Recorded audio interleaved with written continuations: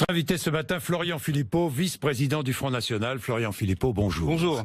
Hier à Nantes, Marine Le Pen a beaucoup parlé de la justice.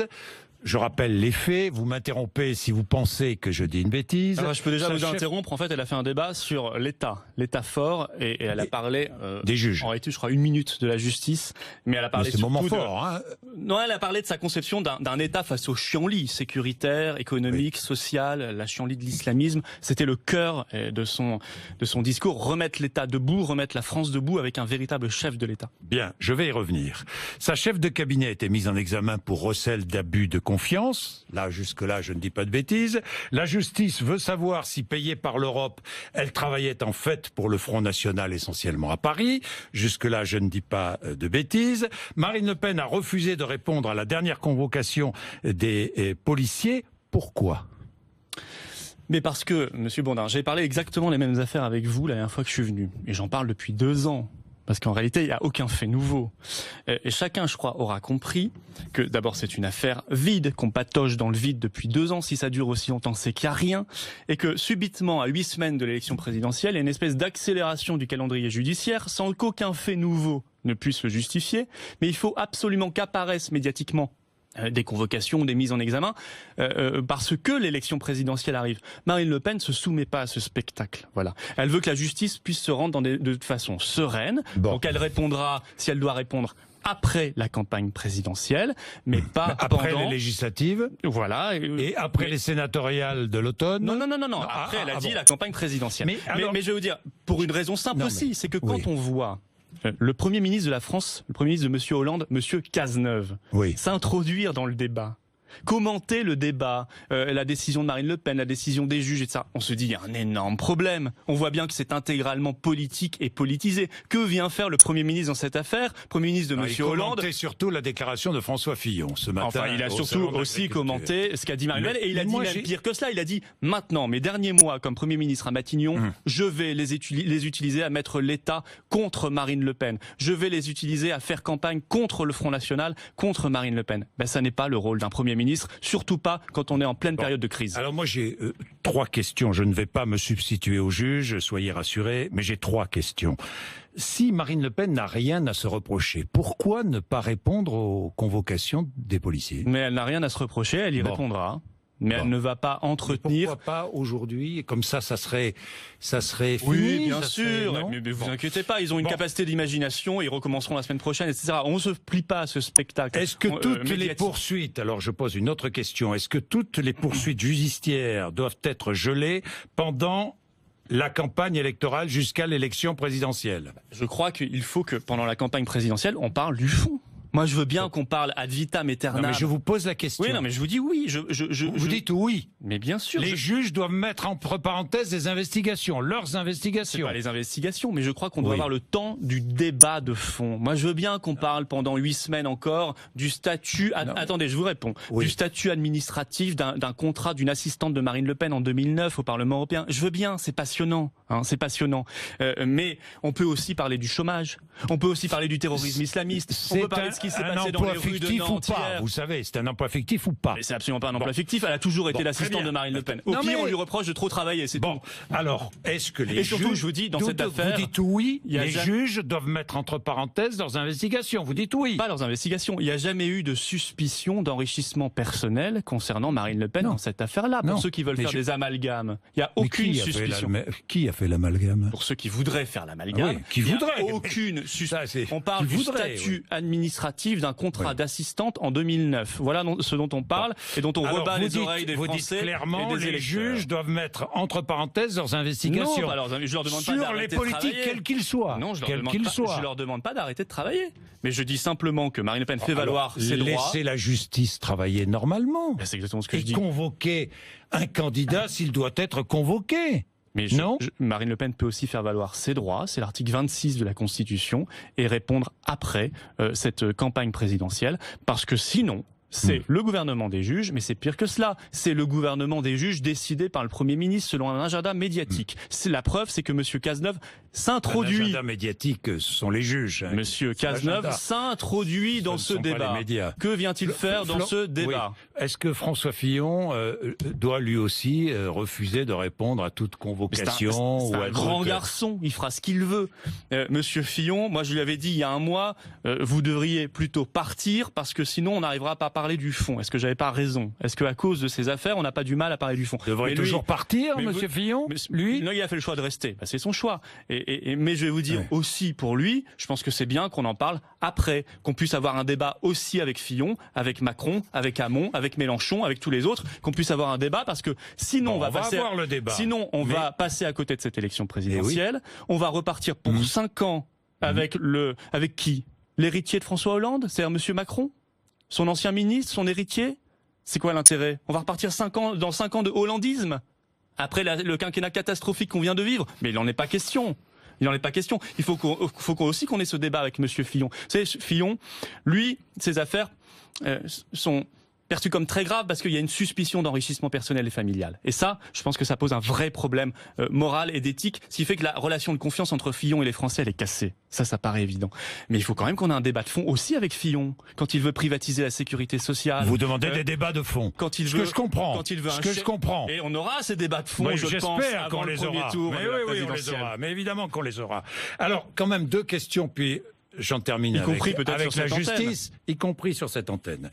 Une première dans l'histoire de la Ve République. 2 candidats comme ça qui ont affaire à la justice en pleine campagne électorale. Vous admirez le général de Gaulle? Franchement. Beaucoup. Oui, je sais. Est-ce que vous pensez qu'il demanderait le gel de toutes les poursuites? Vous l'avez fait tout à l'heure. Ah non, franchement. Moi, je pense... Est-ce que vous pensez que Charles de Gaulle demanderait le gel de toutes les poursuites? Je pense que le général de Gaulle, vous savez... Est-ce qu'il refuserait de répondre à une convocation des policiers? Ça, j'en suis absolument persuadé. Absolument persuadé. Mais le général de Gaulle, vous savez, rien ne lui a été épargné, y compris le traitement médiatique. Vous savez comment il appelait le journal Le Monde? Il l'appelait l'immonde. Parce que il était face à une certaine France de notables du système. Il incarnait une forme de résistance. Il a été physiquement la résistance pendant la guerre, mais même ensuite au pouvoir, comme fondateur de la Ve République, premier président de la République, de cette Ve République, il a été dans une forme de résistance face au conformisme, face à ceux qui ne voulaient rayer d'un trait de plume la France, ceux qui voulaient l'intégrer dans l'atlantisme, dans déjà à l'époque une Europe fédérale, et rien de ce point de vue-là ne lui a été épargné. Mais à l'époque, la justice n'était pas du tout présente comme elle l'est aujourd'hui dans le débat public et politique. On ne peut pas comparer les époques. Florian Philippot, je voudrais que vous me regardiez. C'est ce que je fais. Vous me regardez? Vous me regardez bien. Attendez, parce que la dernière fois que vous avez fait ça à quelqu'un, ça s'est mal terminé. Donc. Oui. Est-ce que vous croyez que Patrick Drahi me donne des ordres? Est-ce que vous croyez que Patrick Drahi m'appelle? Ah, vous allez recevoir Florian Philippot. Je sais que c'est susceptible ici, cette question-là. J'ai eu un comité d'accueil tout à l'heure pour me dire qu'il ne faut pas parler de Drahi. Non, mais moi j'en parle de Drahi librement. Oui, vous avez raison. Je veux dire. Alors là, franchement, librement. Mais est-ce que vous croyez que Patrick Drahi me donne des ordres? Non, mais je pense. Vous le pensez ou pas? Le problème, c'est Monsieur Mourad. Monsieur Mourad, on va parler des choses. Il était responsable média du groupe Altis, le banquier de Drahi. Il est parti. Il a rejoint l'équipe de Monsieur Macron. Il a le droit, c'est son droit le plus absolu. Imaginez Monsieur Bourdin, et je vous demande d'être honnête. Oui. Vraiment honnête, et vous l'êtes. Oui. Si Monsieur Mourad avait rejoint l'équipe de campagne de Marine Le Pen, est-ce que vous pensez pas que vous auriez, vous, la chaîne, un énorme problème? Et pourquoi? Ah bon, vous pensez pas? Je vous assure que vous l'auriez. Quittant l'entreprise a le droit de faire ce qu'il a envie de faire. Nous, ce qu'on a dit, c'est que je n'ai pas porté de jugement puisque vous en le parlez. Choix professionnel de Monsieur Mourad. Puisque vous en parlez. Il se trouve que Macron, ministre de l'économie, a autorisé le rachat de SFR par Monsieur Drahi, et que Monsieur Drahi possède un certain nombre de médias. Et on est sur une des chaînes de Drahi. Il a le droit. Oui, il a le droit. Mais on a le droit aussi. On a le droit aussi de relever ce qu'avait fait le journal Marianne la semaine dernière en disant en termes de diffusion de meetings sur BFM TV, il y a eu autant de diffusion de meetings que Hamon plus Mélenchon plus Fillon plus Marine Le Pen réunis. Ça pose question, ça pose problème. Et est-ce qu'on a le droit de poser cette question ou est-ce que c'est interdit parce que c'est sacré les médias et qu'on n'a pas le droit de les critiquer? On a le droit de les critiquer, on a le droit de s'interroger, on a le droit de poser des questions. Comme on a le droit de dire, écoutez, Monsieur Berger, qui est un des propriétaires du journal Le Monde, et qui est dans l'équipe de Monsieur Macron, est-ce que ça pose pas un problème quand on voit que son journal fait campagne contre Marine Le Pen quasiment tous les jours? Philippot, je voudrais vous répondre simplement. En ce qui concerne Monsieur Berger, c'est le choix de Monsieur Berger. Ça ne me regarde pas. C'est toujours le choix d'eux, mais c'est toujours vers Macron en tout cas. Ça ne me regarde pas, mais ça c'est leur problème. C'est le chouchou des médias, c'est tout. Voilà. C'est pas le nôtre. Bien sûr. Bon, ni les uns, attendez, ni les parle même pas les autres. Florian Philippot, j'épuise le débat. Oui, moi je voudrais répondre. Le débat. Je parle même pas de BFM ou d'une autre chaîne. Il suffit d'allumer n'importe quelle télévision, n'importe quelle radio pour voir que le ton à l'égard de Monsieur Macron est toujours favorable. Alors Monsieur Macron, moi je veux dire, il y a des questions qui lui sont jamais posées. Moi je vais en poser une. Je vais en suggérer une aux journalistes. Allez-y. Monsieur Macron a fait une déclaration à la haute autorité de la vie publique, pour la transparence de la vie publique, quand il a été nommé ministre en 2014. Puis une seconde quand il a quitté le ministère. Il déclare un patrimoine faible, très faible, inférieur à la moyenne des Français. Et même si on ajoute les intérêts d'emprunt, peut-être même un patrimoine négatif, c'est-à-dire qu'il serait ruiné. Or, M. Macron a gagné plus de 3 millions d'euros entre 2010 et 2013 quand il était chez Rothschild. 3 millions d'euros. Donc je ne n'accuse pas, je pose une question. Comment on explique cette disproportion entre ce qu'il a gagné et ce qui apparaît dans son patrimoine? Est-ce que tout est bien inscrit dans cette déclaration? Attendez, vous n'êtes pas Macron, donc je pose la question jusqu'au bout. Je ne vais pas répondre à la place d'Emmanuel Macron. Est-ce que tout est bien inscrit? Je vous le dis tout de suite. Peut-être. Je pose la question, ou est-ce que, il y a une autre explication, certains ont fait le calcul, il aurait fallu que pendant 3 ans, pour en arriver à cette disproportion, il flambe chaque jour plus d'un SMIC. Chaque jour plus d'un SMIC pendant 3 ans pour expliquer cette disproportion. Peut-être qu'il a mené grand train, une vie de nabab. Je parle même pas d'acheter du patrimoine, flamber, parce qu'il n'y a pas de patrimoine en face. Donc c'est-à-dire flamber dans des restos, dans des voyages. Peut-être. Mais il doit, je crois, répondre aussi à cela. Parce qu'aujourd'hui, il joue les Monsieur Lavertu. Vous avez raison, vous posez la question. Un autre avait joué les Monsieur Lavertu pendant la primaire, il s'appelait François Fillon. Bon, je ne vais pas répondre à la place moi, je lui pose la Macron, question. Il répondra. Et je pense que la question lui sera relayée. J'imagine. Mais Philippot, je voudrais quand même revenir sur un point. Après, je parlerai du programme. Mais puisque vous avez longuement détaillé, l'enquête de Marianne ne porte que sur une période donnée. Oui, j'ai vu. Et sur les meetings seulement. D'accord, au moment où Emmanuel Macron multipliait les meetings. Et où Marine Le Pen Marine Le Pen n'organisait pas de meeting. Si. Depuis que Marine Le Pen, notre université d'été avait pas été couverte. Depuis que Marine Le Pen organise des meetings et est en meeting, BFM TV retransmet les meetings de Marine Le Pen. C'est pas tout à fait vrai. Hier, par exemple. Si vous faites les questions et les réponses, on va pas y arriver. Non, mais est-ce que le meeting a été retransmis? Alors moi je vous dis, allez, très bien, on va être optimiste, tout va être régulé, équilibré, et je vous fais confiance. Tout est régulé, équilibré. Merci Florian. Et je vous fais confiance. Ça me fait plaisir. Mais ce que vous dites n'était pas tout à fait vrai, parce que nos universités de Fréjus n'avaient pas été retransmises. Florian Philippot, le programme, l'agriculture. Cette semaine, Marine Le Pen propose... Alors, où est-ce que vous en êtes avec la sortie de l'euro? Parce que là, je ne comprends plus. Mais non, mais pardon, il y a des conséquences. C'est pas totalement non lié. L'Europe, c'est pas totalement non lié, me semble-t-il. Sortie de l'euro, vous en êtes où? Est-ce que Marine Le Pen, au pouvoir, abandonne l'euro ou pas? Oui, Marine Le Pen retrouve pour la France une monnaie nationale, parce que la monnaie nationale, c'est une liberté politique et économique. Je vous donne un seul exemple, c'est qu'on reparle là maintenant dans le débat que la Grèce quitte à nouveau l'euro, parce qu'on voit bien qu'on lui a appliqué une politique absolument épouvantable d'austérité qui n'a fait que tuer son économie. Conséquence, les taux d'intérêt vont augmenter, de plus en plus élevés, la France aura du mal à emprunter. Si on reste dans l'euro, on est condamné à la croissance zéro. Pire que ça, on est condamné au programme de Macron et Fillon, c'est-à-dire de dévaluation salariale et de dévaluation, c'est-à-dire de baisse des salaires et de baisse des retraites. Parce qu'il n'y a pas 36 solutions dans une économie. Soit vous jouez sur la monnaie, pour que votre économie soit compétitive, et Dieu sait qu'on en a besoin, parce qu'à cause de l'euro, on a perdu 20 points de compétitivité par rapport à l'Allemagne. Parce que l'euro est trop fort pour la France, mais pas assez fort pour l'Allemagne. Même Madame Merkel l'a reconnu la semaine dernière. Donc, soit on joue sur la monnaie, soit on joue sur les salaires, le système de protection sociale et les retraites. Ça s'appelle Fillon, ça s'appelle Macron. Donc Fillon propose d'augmenter la TVA de 2 points, Macron propose d'augmenter la CSG pour tout le monde de 1,75 points. Et de supprimer la taxe d'habitation pour 80% des Français. Alors là, Monsieur Macron a répondu, quand vous lui a demandé comment on finance, il a répondu c'est l'État qui paye. Parce qu'il prouve qu'il est bien l'héritier de François Hollande, parce que ça c'est une phrase typiquement hollandienne ou hollandaise, je ne sais pas comment dire, c'est-à-dire que c'est l'État qui paye. Ça veut dire quoi? Ça veut dire que cette promesse est une promesse en l'air. Que Monsieur Macron soit ne le fera pas, soit prendra d'une main ce qu'il viendra de donner d'une autre main, et exactement dans la même poche, c'est-à-dire la poche du contribuable français. D'ailleurs, je révèle que M. Macron, en novembre dernier, avait dit clairement: on ne va pas continuer indéfiniment à financer 20 millions de ménages par les APL, c'est-à-dire les aides au logement. Donc si M. Macron veut remplacer son petit cadeau sur la taxe d'habitation par une suppression des aides au logement, qu'il le dise clairement aux Français. De la même manière... Vous ne supprimez pas les aides, vous? Non. Non, nous on va faire des économies. La priorité nationale. Non, mais nous on veut revaloriser les APL, notamment pour les moins de 27 ans. Marine veut créer une protection logement jeune, c'est-à-dire une revalorisation massive. Un État plus protecteur, c'est ce que vous proposez aux Français. Mais nous, on est bien d'accord. On n'est pas dans. Monsieur Macron. Oui, bien sûr. Monsieur Macron n'est pas. Monsieur Macron est dans la suite de Hollande. Son programme économique, c'est le même que Hollande, c'est-à-dire non financé. Et c'est-à-dire, il se place complètement dans les contraintes de l'Union européenne. C'est-à-dire qu'avec Macron, on vous explique jamais qu'on n'a pas de monnaie, qu'on n'a pas de budget, on ne le contrôle plus en tout cas, qu'on ne contrôle pas nos frontières, on peut donc pas se protéger de la concurrence déloyale, on n'a même pas le droit à cause de l'Union européenne aujourd'hui de favoriser nos PME françaises dans les marchés publics, c'est interdit. On n'a même pas le droit de privilégier les petites entreprises par rapport aux grandes entreprises, ça aussi c'est interdit par l'Union européenne. Alors nous avons un programme, je crois, beaucoup plus conséquent que l'espèce de mauvaise sauce hollandienne que vient de nous resservir Monsieur Macron.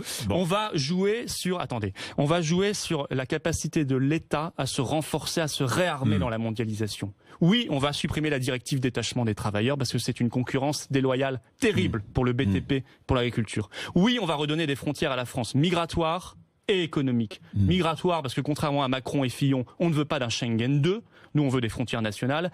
Et économiques parce qu'on doit se protéger de la concurrence déloyale. Je prends un cas très précis. L'usine Whirlpool à Amiens, qui était une usine rentable. Qui est une usine rentable? 300 salariés. Qui sont mis comme cela, du jour au lendemain, rayés d'un trait de plume, parce qu'on va délocaliser l'usine en Pologne.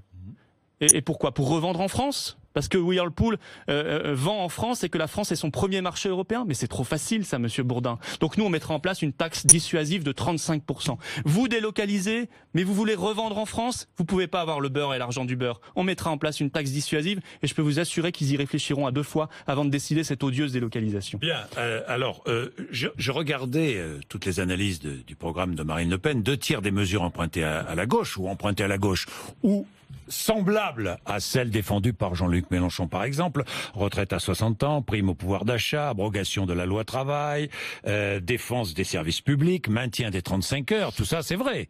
Mais pourquoi pas? Non mais attendez, maintien des 35 heures, oui, avec une possibilité. Non mais si, pour ceux qui veulent travailler plus, par exemple 37 heures, ils pourront gagner plus parce que ce sera 37 heures payées 37 par accord de branche. Mais oui, la durée légale, ce sera 35 heures. Point d'indice augmenté pour les fonctionnaires. Il faut. Tous les fonctionnaires. Il a été gelé pendant 7 ans. Aucune suppression de poste dans la fonction publique. Si. Ah. Alors ça, c'est la grosse différence aussi avec un Macron.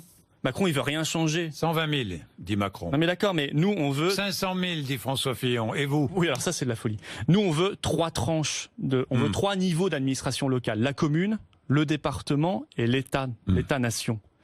Le reste, ça coûte extrêmement cher.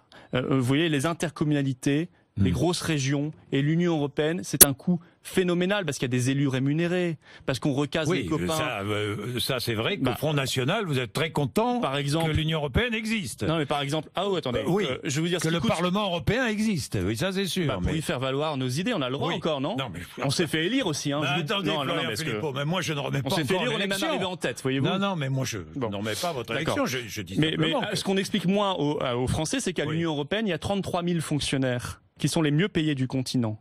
Vous voyez, ça, je pense qu'il faut qu'on arrête tout de suite. Parce que si c'est pour pondre des directives à tour de bras toute la journée qui font du mal au peuple, directives pour ouvrir nos frontières à l'immigration, directives pour l'accueil des migrants... Les députés européens aussi sont les mieux payés, hein, pardon. Non, mais attendez, directives pour l'accueil, des localisations, etc. C'est pas possible, ça. Faire voter le CETA, le traité de libre-échange avec le Canada, ou avec la Nouvelle-Zélande, avec l'Australie, puisqu'on parlait d'agriculture. Ça tue l'agriculture française, ces traités de libre-échange. Donc on y mettra fin. Au niveau des régions, il y a les Césaires, par exemple, les conseils économiques et sociaux régionaux. On recase les copains, c'est rémunéré. Vous pouvez pas dire d'ailleurs qu'on fait rien. Moi, j'arrête pas dans ma région Grand Est d'essayer de faire voter, c'est recalé malheureusement par la droite et par la gauche, mais j'essaie de faire voter des vœux pour que les conseillers des Césaires soient payés le moins possible, à 5% de leur indemnité. Ça passe pas. Donc ça coûte un argent fou aux contribuables. Donc nous, on aura, si vous voulez, cette vision claire en tête. On recalera les compétences de proximité, par exemple les collèges, vers les départements et vers les communes qu'on va sauver. Nous, on veut sauver les petites communes, on veut sauver les petits maires, les maires de petites communes, pas les petits maires d'ailleurs, les maires des petites communes, parce qu'il n'y a pas de petits maires. On veut sauver les communes de France, les 35 500 communes de France. On veut arrêter leur fusion, leur disparition. On veut sauver l'État-nation parce qu'il doit être stratégique. Il doit avoir une action stratégique, mais on n'accepte pas de voir cette inflation des coûts. De la même manière, avec Marine Le Pen, il n'y aura plus que 300 députés, et non pas 577, et 200 sénateurs, et non pas 348, parce que là aussi, il faut arrêter les abus. Merci Florian Philippot d'être venu nous voir, 8h56. Vous êtes sur RMC et sur BFM TV.